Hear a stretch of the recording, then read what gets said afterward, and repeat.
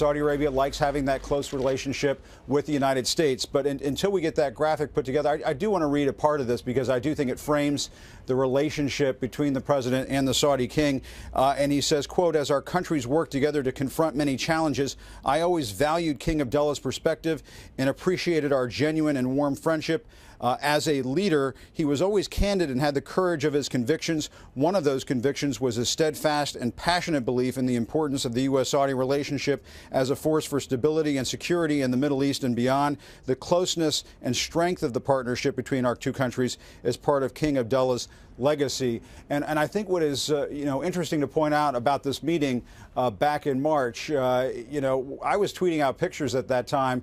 And Aaron, I've said, and I'm not talking about this just to talk about myself, when I tweeted out these pictures, it gave me an indication as to how closed a society Saudi Arabia is, because those tweets spread like wildfire across the internet, mainly being retweeted by people inside Saudi Arabia who had never seen inside the king's retreat. And so the king, by allowing our cameras in that room, was in a way opening up his own kingdom to his own people. So I found that striking during that visit, Aaron. But one thing that we should point out, the last time these two leaders spoke was in September of this year. And you'll recall when the president said, "I don't have a strategy for dealing with ISIS in Syria," and that made a lot of news.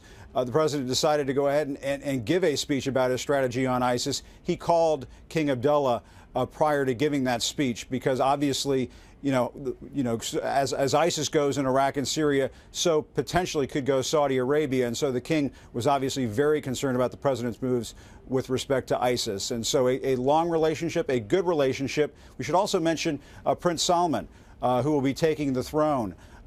President Obama last spoke with him in April of 2012, so there is a relationship there as well.